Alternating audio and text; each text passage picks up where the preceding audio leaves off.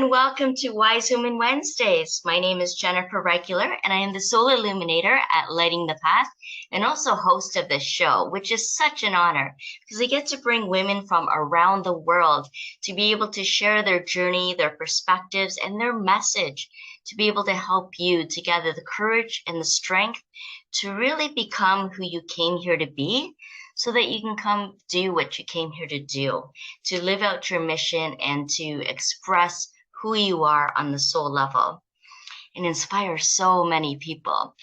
Today, I have Agnes Varajin from London, UK in England, and she is an award-winning transformation mentor, often referred to as the Chief Visioning Officer. Agnes helps women who have the nagging feeling that there must be more to life and crystallize their vision for life and turn it into something more meaningful and purposeful, to unearth all of that and be able to experience more emotional and financial freedom that they're craving. And she's here today to talk about how we can use vision and action to dream bigger and dare more. What a privilege to have you here, Agnes. Welcome. Thank you so much for asking me. I'm delighted to be here. Yes. And how did you get here? How did you arrive in this place in your life where you are now inspiring so many women? Well, I started many years ago because I did a reconversion. I was 25 years in the corporate world and did a reconversion to coaching some, what is it now, 17 years ago, probably something like that. And I was doing executive coaching and change management in France. Did that for 8 years. So I thought it had solved my nagging feeling, but I still had a nagging feeling.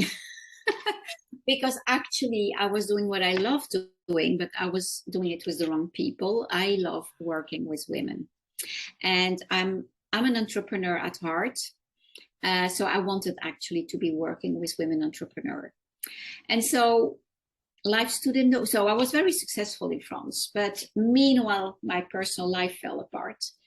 And I decided to leave a toxic relationship, despite knowing that I would lose absolutely everything. And I did. I was 57, 5'7", yes, I'm always saying it in reverse, not 75, 57. Yes. And I had to move in with one of my sisters and her family for 1 year because I really had lost everything. But instead of stepping into victimhood, I thought this is actually an amazing opportunity to reconsider all my choices in life and business.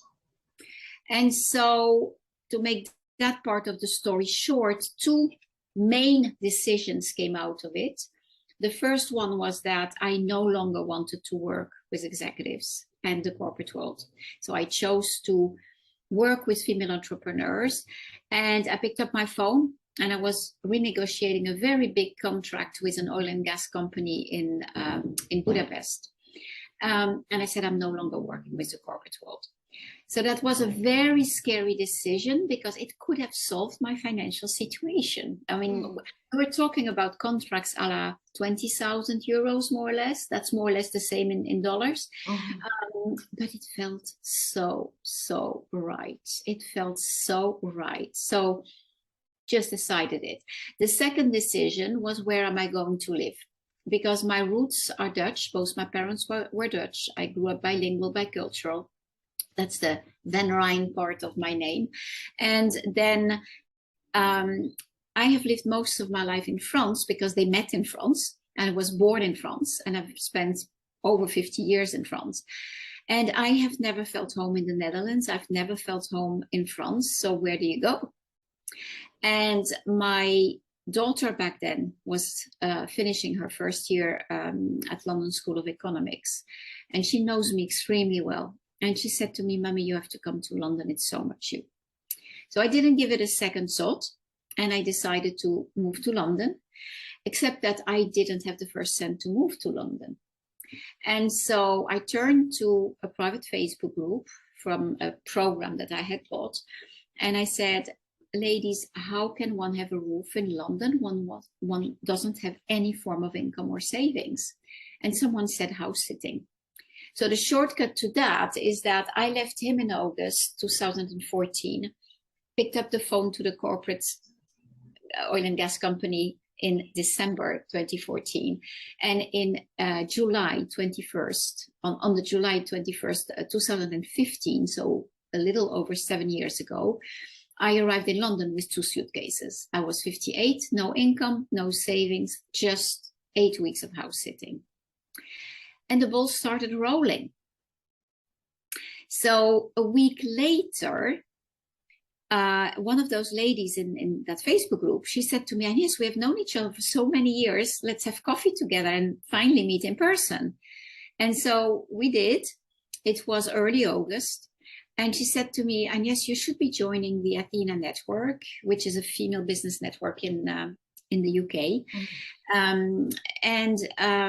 But the central London region, because they're more business focused, it's more you. So I gave a call, and the owner, it's a franchise, the owner said, I'm so sorry, there are no meetings in August, you can visit in September. I visited in September, and I liked it. I'm a networker at heart. I mean, when I was an executive coach, I had created a network of 40 coaches, consultants, trainers in 15 different countries that I had been running. So to me, networking, you know, of course. And I asked how much it was. I didn't have £5. And she told me it was back then probably £450, something like that, for a year. And I said, sorry, I can't. But she happens to be French. And she said to me, oh, Agnes, I remember it was tough when I arrived, and I want to help you. Would it help if you were paying in 12 installments, which would have been 40-ish per month, which I didn't have.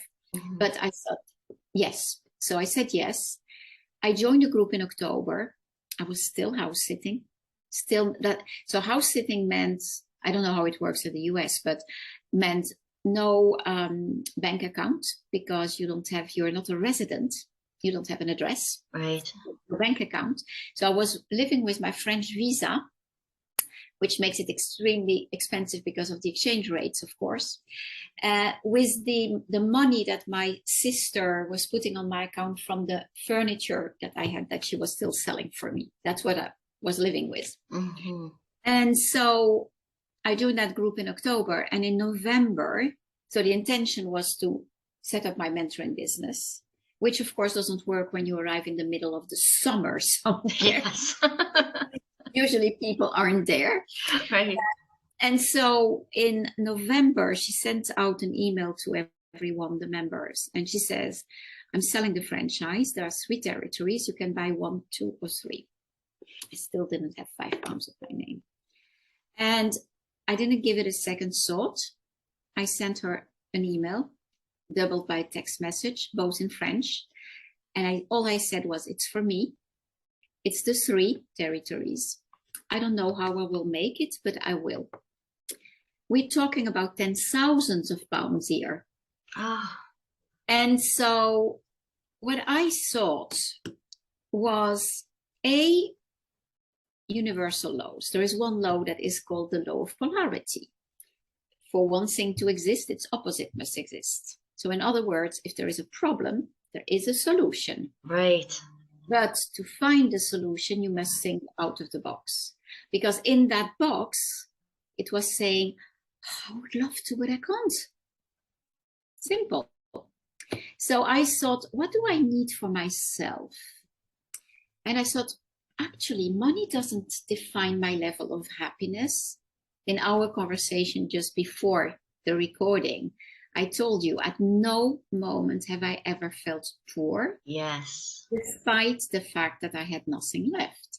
And so I thought, all I need is money for food and money for a roof, for a bedroom. I'm not talking about a flat or a house, a bedroom. And so I thought, this is a membership organization. The members are paying. If she tells me who pays when, etc., and the cost and etc., I'm just going to make an offer. And I made an offer to pay back over 4 years, and she said yes. Simple enough. So 2 weeks later, I had the network. So some people say to me, you're lucky that she trusted you. And I say, no, I had made myself trustworthy. Yes. It's not luck, you know. So it's a totally different mindset. But that then shifted, of course, my focus from my mentoring business to growing the network. And so I've been growing the network. I still run it. And now, meanwhile, I have been refocusing on my work as the reinvention mentor. So what is interesting is that I have applied to myself the framework that I had developed over the years, not ever thinking that I would need it myself. But I also, it's a lot of mindset work, because I am very resilient. I mean, every time life had been throwing lemons to me, I have been making lemonade out of it. And there are multiple examples of it. This last one being the most epic one, obviously. And if I could avoid starting over again, yes, please. I don't need this anymore, because it hasn't been easy. But it's so much a matter of mindset and so when people ask me, how did you do it? There are 3 essential things that always come up. The first one is I had a very clear vision of what I wanted to achieve.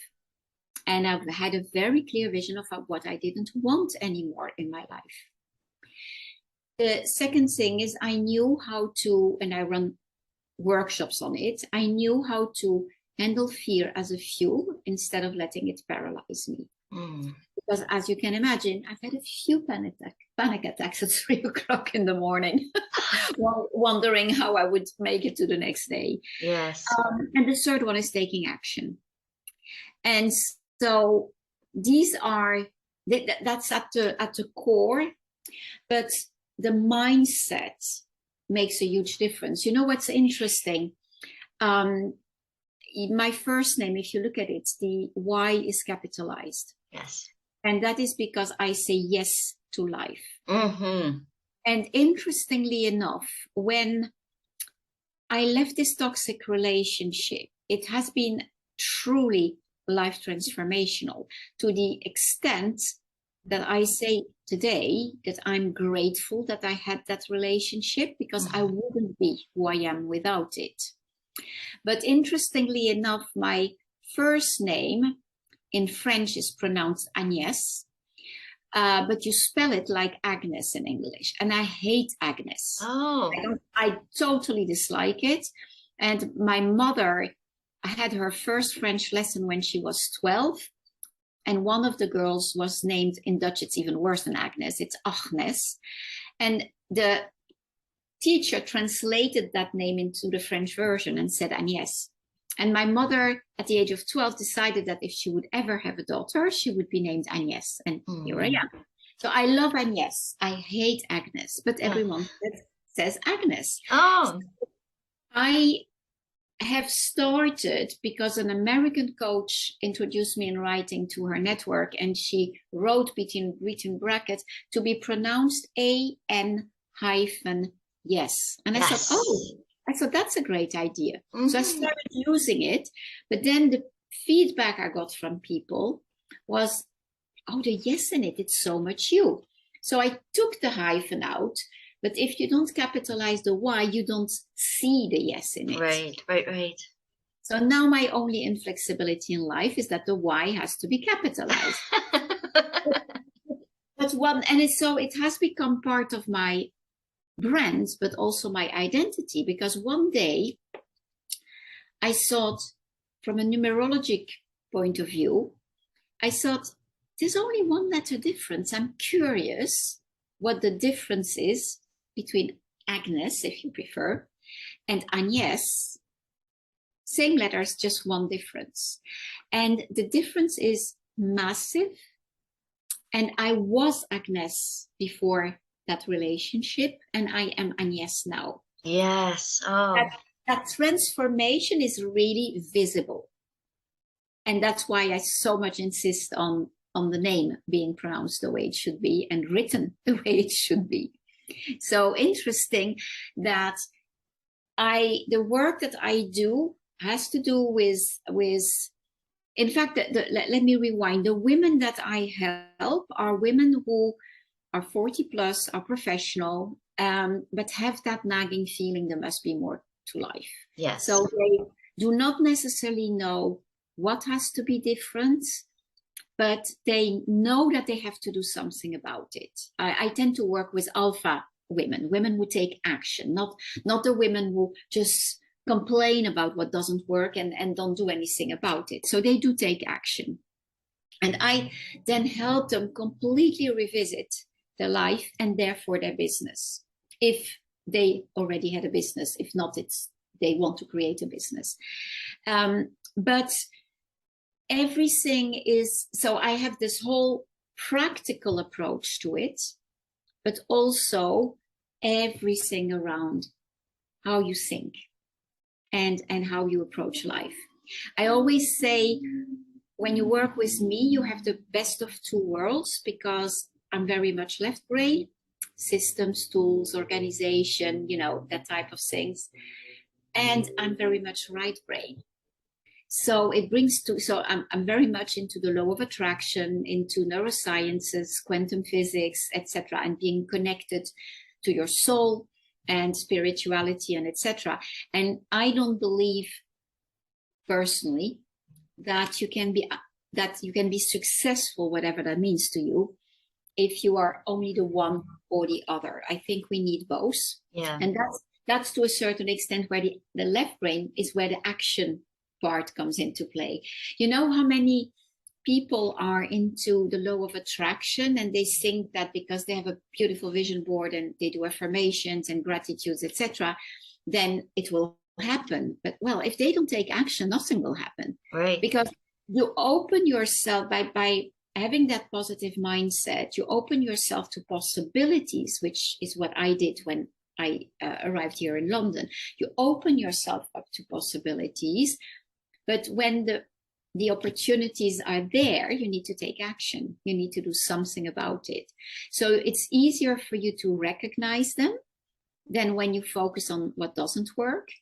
But if you don't take action, there's still nothing that will happen. So if I take that example of that opportunity of taking over the network, I could have just thought about the possibilities, but I did make an offer. And I just saw, then I detached myself from the outcome, because what do I risk? Nothing. I had nothing. So what would have been the difference? Nothing. If someone had said no, I would be in the same situation. That's all. But I took the plunge. I took the risk because it was a risk. Because of course, from that moment on, once it was accepted, I was not only worrying about food and a roof anymore. I was worrying about paying back the franchise, of course. Right. Yeah. Yeah. So I think that having that vision is extremely important. You need to, I think let me rewind again. Every single day, I say that very often. Every single day, we have 100% of energy. One day it's a lot, one day it's not. Some days you wake up thinking, ugh. And the other day, yeah, but it's still 100% of what you have. And what do you want to use them on? So that is where having a positive outlook on life and concentrating on what works as opposed to what doesn't work is making a huge difference. Because if I am spending my time complaining about all the challenges that I'm having, or the world, or whatever, that's negative energy that on things that I can't change, that I don't have anymore to work on the things I can do something about. So I refuse to, watch all the negativity in the world and etc. Because the way we are wired, the way our brain is wired, we always want to prove that we are right in what we are believing. So if I believe the world is this horrible thing, I open a newspaper to search for proof of it. I watch telly to search for proof of it, etc. That's how we are wired.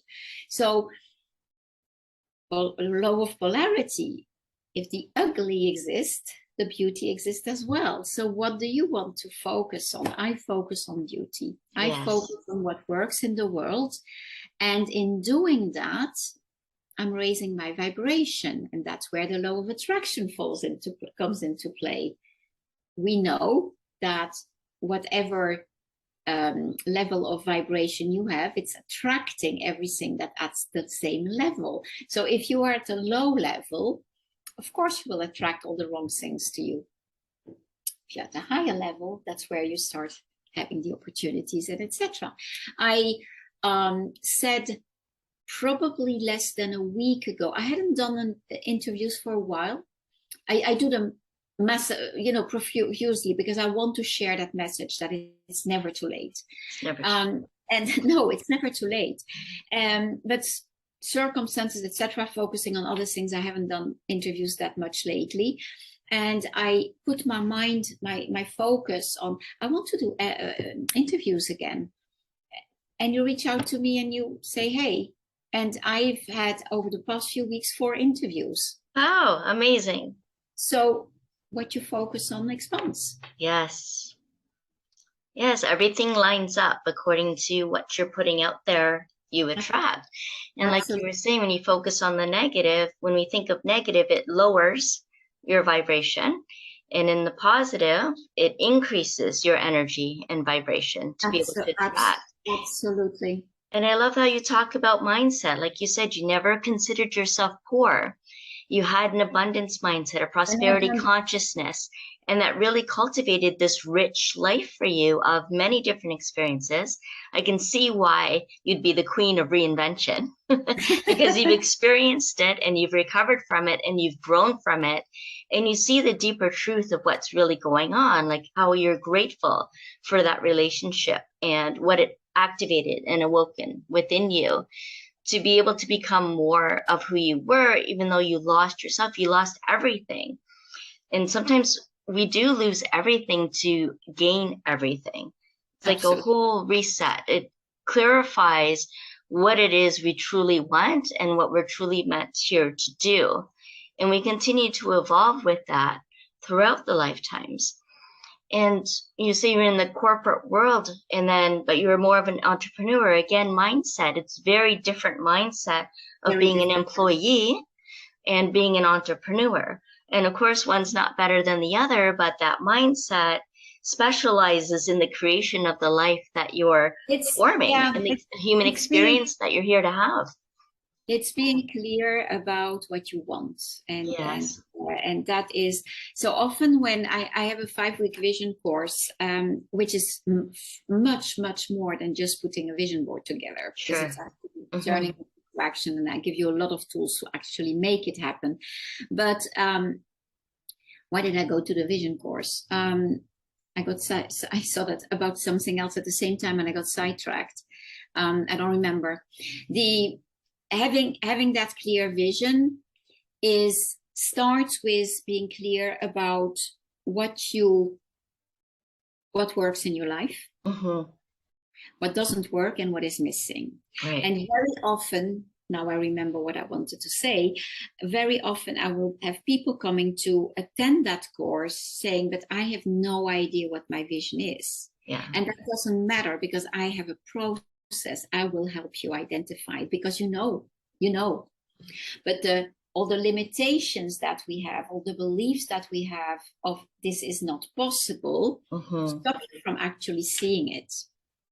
And that is when, in that course, once they have created that vision always ends up being bigger than they thought it would be. Yes. And that is scary. So then I help them see how their ego is going to stand in the way. And that is where I then give them a process to understand how to leverage fear as a fuel instead of paralyzing them. And then the next step from that is taking action, because the antidote to fear is actually action. Yes. How often are you dreading to do something, and the moment you start doing it, you think, was that all there was? We do it all. We all do it.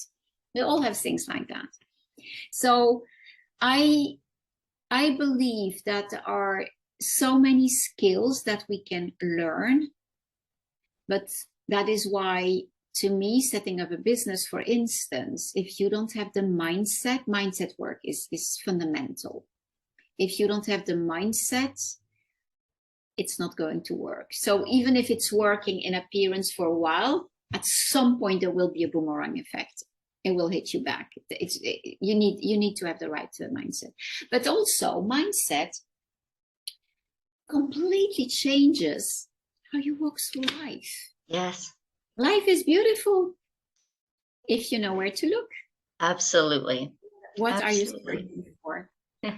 And that makes so sometimes people say to me, oh, but it's easy for you. No, it's not easy for me. Life stands in my way also. I mean, I'm not, immune. I also have my challenges. I always say, life is a cycle, actually, a series of cycles, actually. So happiness is a period between two periods of unhappiness. And unhappiness is a period between two periods of happiness. So it cycles. But I don't think that, whatever you call it, God, universe, whatever, when we are being thrown challenges, we're only being thrown challenges when we are actually capable of facing them, whether we know it or not. And then the mindset that we then have makes the difference between us actually being able to face it or not.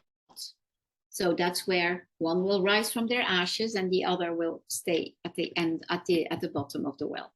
Yes. It's never others or circumstances that are defining who we are. It's how we react to others and circumstances. And what we say yes to. Exactly. And not just what we say no to, but what are we saying yes to? Absolutely. Right? Yes. Yes. And sometimes you're right. People can't see clearly. We're in that dense fog of under the fear, obligation, and guilt, and they can't see clearly. Well, quite often we at least know what we don't want. And as soon as we can at least define what we don't want, we can use that contrast to clarity where what's in there that you actually want. And you can start to create some openings and open up to what else is possible. And so how can people get a hold of you, Agnes, if they do need help going through that process of being able to see and what their vision is and what their life can be like? To start with, there is only one Agnes van Rhijn. So whatever platform you go to, I'm Agnes van Rhijn or Agnes van Rhijn, the Reinvention Mentor or the Reinvention Mentor. So that's pretty easy. And there is my website, of course. That's a good starting point, because from there you can find me everywhere anyway. And that is www.thereinventionmentor.biz, because .com was already taken, not by a real person, by a company who's trying to sell it for thousands. So I still don't have it. Yeah. Oh, you have disappeared. No sound anymore.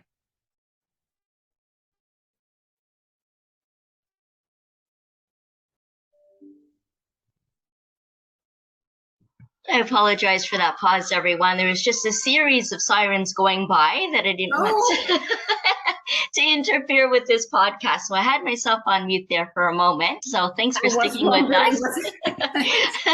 It is summer here in the west coast of Canada, and a lot of action, and also, unfortunately, a lot of things that are going on too. So I just wanted to keep that clear from this podcast, because Agnes, you've been sharing so much amazing wisdom and insight and the vulnerability in your story, but also the strength that you've gained through all of that. And you mentioned your name and having that yes in there and accentuating it with the capital Y.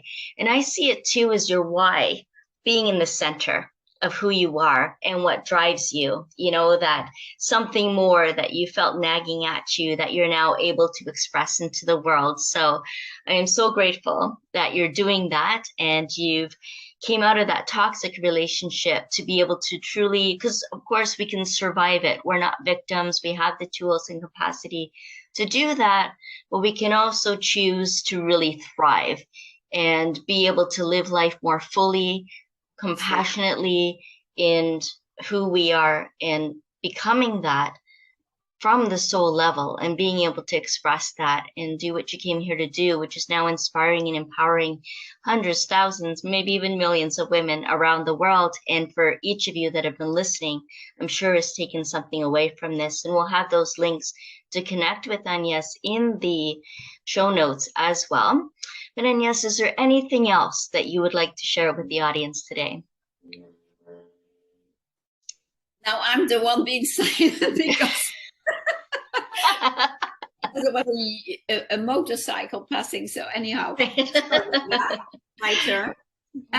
Well, I mean, to me, it's never ever too late to reinvent yourself, or too early to that extent, by the way.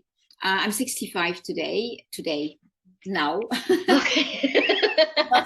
not today as in my birthday. Today. No, that's what I meant. And I see so many women who are waking up and who are realizing that actually they can do so much more.